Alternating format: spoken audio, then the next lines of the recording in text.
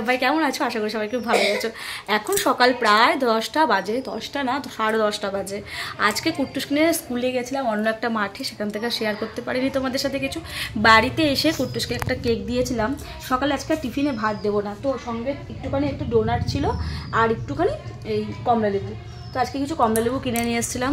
দার্জিলিংয়ের কমলা লেবু অনেকদিন পরেই ফার্স্ট টাইম পেলাম, তো সেই দার্জিলিংয়ের কমলা লেবু নিয়ে এসেছি। আর দুটো কেক নিয়েছিলাম, তো একটা কেক ওকে দিয়েছি খেতে, আর ওইখানে কমলা লেবু আছে। তো যাই হোক, ব্লগটা আমি এখন থেকে স্টার্ট করছি। সবাই কেমন আছো বলো? আশা করি সবাই খুব ভালোই আছো। চলো, শীতের দিনের আর একটা মিষ্টি ব্লগ নিয়ে তোমাদের সামনে আজকে হাজির হয়েছি।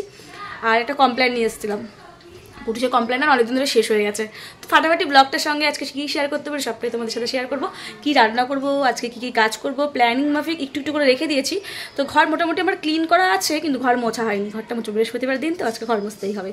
তো চলো, সঙ্গে থাকা ভিডিওটা কন্টিনিউ করো। বসে বসে এখানে কমলা লেবু খাচ্ছে, আর এখানে দেখো ক্লেগুলো নিয়ে বসে বসে খেলা করছে। সমস্ত ক্লেগুলোই ছিঁড়ে ফেলেছে, মোটামুটি একটা মনে হয় বাঁচিয়ে রেখেছে। তো এগুলো খেলছে, খেয়ে উঠে আবারও খেলবে। বাবা ভালো করে খাবার খাবে, হ্যাঁ? খাবার কখনো নোংরা করে খেতে নেই, ঠিক আছে? কেমন এই যে একটু খুঁটে খুঁটে খেয়েছে, ওরম করে না, কামড়ে কামড়ে খাবে। কেমন খেয়ে জল খাবে, আমাকে ডাকবে খাওয়া হয়ে গেলে, মনে থাকবে? ঠিক আছে। আমি একটা হাত বালিশ খাতাগুলো রোদে দিয়ে দিয়েছি, দেখো এখানে বালিশটা দিয়েছি, কোল বালিশটা দিয়েছি, আর এখানে ব্ল্যাঙ্কেটটা দিয়েছি। আর স্কুল থেকে এসছে বলে স্কুলের ড্রেস এটা পরে গেছিলো, আর এই সাদা ড্রেসগুলো কালকে রাত্রিবেলায় কেচে দিয়েছি, ইস্তারি করে রেখে দেবো, যাতে যেদিনকে ফাইনাল খেলা আছে সেদিনকে ও ভালোভাবে খেলতে পারে। কালকে একটা মোজাও একটা কিনে নিয়ে এসছে, দাঁড়া এই না বাবা, এই দেখো একটা মোজা কিনে নিয়ে এসেছি। এই মোজাটা ফাইনাল খেলার দিনকে তোমাদের কুট্টুস পড়ে যাবে। গামছাটা রেখে আসি, বিছানার মধ্যে পড়েই আছে। তাড়াতাড়ি করে গামছাটা মেলে নিয়ে রান্নাঘরে যাই, চলো। তারপরে বাসনে ভুর পড়ে আছে, এই দেখো। তো কুট্টুসের তো খাওয়ার একটা ব্যবস্থা হলো, আমার ব্যবস্থা কোনো হয়নি। তো এখানে দেখো কিছুটা দুধ আছে, এই দেখো কিছুটা দুধ আছে, আর এখানে 4টে রুটি আছে। তোমাদের দেখা তো রুটি করেছিলাম, সেখানে 4টে রুটি পড়ে আছে। তো ভাবছি একটু বাটার দিয়ে রুটি করে নিই। এখানে আবার কালকের ডাল পড়ে আছে, একটুখানি সবজি পড়ে আছে, পালং শাকের তরকারি। দুপুরবেলা এগুলো আমি গরম করে খেয়ে নেব। আর এটাতে কিছু নেই, ধুতে হবে, সবই মাজবো, তারপরে রান্না বসাবো। তো ভাবছি বাটার দিয়ে রুটিটাকে একটুখানি সেঁকে নিই, আর দুধটা জাল দিয়ে দিই। তাওয়াটা বসিয়ে দিয়েছি, আর দুধটা একটু জাল দিয়ে রেখে দিই। এই জায়গাটা ভালো করে ক্লিন করে নিয়েছি, জানালাটা খুলে দিই। কারণ শীতের দিনে না জানালাটা খুলতেও ইচ্ছা করে না, হাওয়া আসে বলে জানালাটা খুলতে ইচ্ছা করে না। কিন্তু এই যে ঝিরিঝিরি যে পোকাগুলো আছে না, কেন আসে বলো তো? এই যে বাসনগুলো আমার বেসিনে থাকে, এখানে যে দেখো ময়লাগুলো রাখি, এগুলো তো একটা ময়লা, একটা মানে কোথায় বাড়াবো বলো, রান্নাঘর থেকে বের করে? তাই আমাকে রাখতে হয় এখানে, আর ময়লাগুলো তো আসে। তো চলো রুটিটা ভেজে নিই। তো এই দেখো পালং শাকের তরকারিটা দিয়ে আর রুটিটা দিয়ে পটাপট করে খেয়ে নিয়ে তারপরে কাজে যাই। নাহলে বেলা হয়ে গেছে, কুট্টুর সাথে খাওয়া গেছে, বাটিতে রয়েছে, পরে আবার ঠিক করে খাবার খাবে, যেমনভাবে খাবার খায় সেমনভাবে খাবার খাবে। সকালের কাজ কমপ্লিট করে একেবারে সোজা রান্নাঘরে এসেছি রান্না করবো বলে। তার আগে দেখো, আমরা এই জায়গাটা ক্লিন না করলেই হয় না, রোজ এই জায়গাটা মুছতে হয়। তোমরা বললে সেই জল তখন জমে থাকে, আর বাসনগুলো রাখবো বলে পরিষ্কার করে নিই। এঁঠো বাসনের জায়গায় আবার এঁঠো বাসন রাখবো, তার জন্য ভালো করে ক্লিন করে নিয়ে বাসনগুলো সব মেজে উপর করে নিই। ভাত বসিয়ে দিতে হবে, বেলা হয়ে গেছে। আজকে টুকটুক করে অনেকগুলো কাজই শেয়ার করবো তোমাদের সাথে, সঙ্গে থাকো, দেখতে পারবে। আর যে যেখান থেকে বন্ধুরা দেখছো অসংখ্য ধন্যবাদ। তোমাদের সঙ্গে বলেছিলাম যে আমার ভিডিওতে যারা যারা কমেন্ট করে তাদের নাম নেব।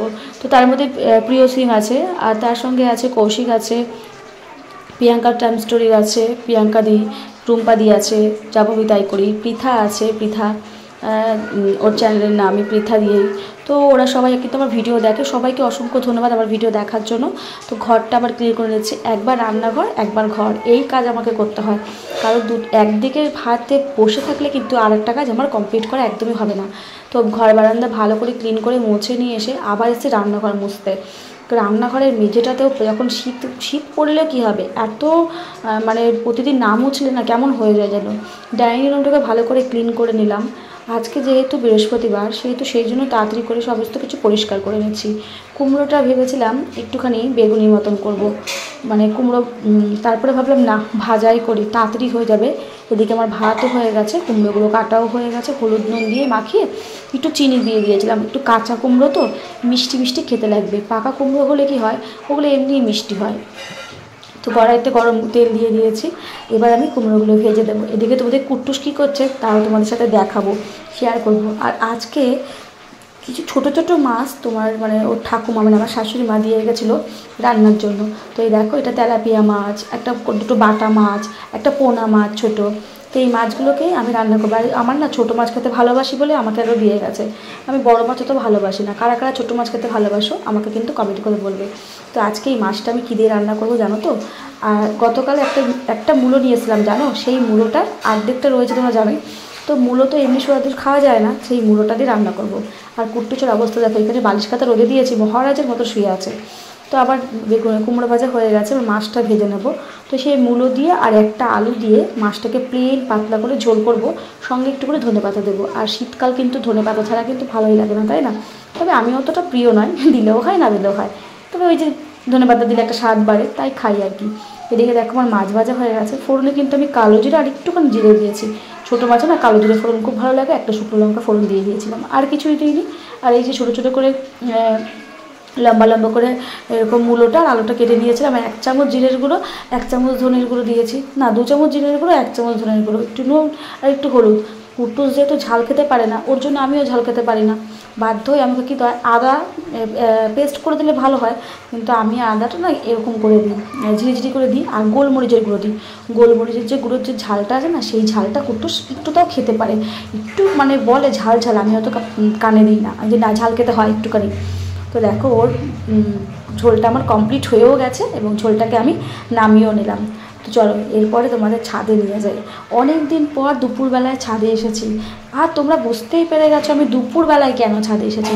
সারাদিন যাই, সারাদিন তো ছাদে আসতে পারিই না। দুপুরবেলায় এসে এত সুন্দর গরম লাগছিলো ছাদে এসে, কিন্তু ঠান্ডা হাওয়াও বইছিল। এই যে এক ভোর বালতি জামা কাপড় নিয়ে হাজির হয়েছি। এদিকে তোমাদের কুট্টুস কোথায় গেল খুঁজতে গিয়ে দেখি ও পাশের ছোটো ঘরে বসে আছে। আর ছোটো ঘরটা এর আগে একদিনকে দেখালাম তোমাদের, ঢুকেছিলাম না, একটু পরিষ্কার করে রেখেছি। দেখো সেইগুলোকে সব টেনে টেনে বার করছে, দুষ্টামি করছে। আর এদিকে আমি ওকে বলছি আমাকে ওই 17 ইঞ্চিটা রোদে দিয়ে দিই, যা ঠান্ডা পড়েছে সামনে না পা দেওয়া যায় না খালি পায়ে, আর ঘরে তো চশর জুতো পরে হাঁটা যায় না, তাই 17 ইঞ্চিটা ওর থেকে চাইছিলাম। দেখো আমাকে 17 ইঞ্চিটা ও দিচ্ছে। 17 ইঞ্চিটা পেতে আগেই পাতা যাবে না, একটু রোদে দিতে হবে, তার জন্য 17 ইঞ্চিটা থেকে চেয়ে নিলাম। এখন সানের মধ্যে শুধু শুধু আর কিছু পাতা যায় না, তো এগুলোকে যদি পেতে দিই। ছাদে আসতে কিন্তু আমার বেশ ভালো লাগে, কিন্তু কুড়ের দেশে ছাদে আসাই হয় না।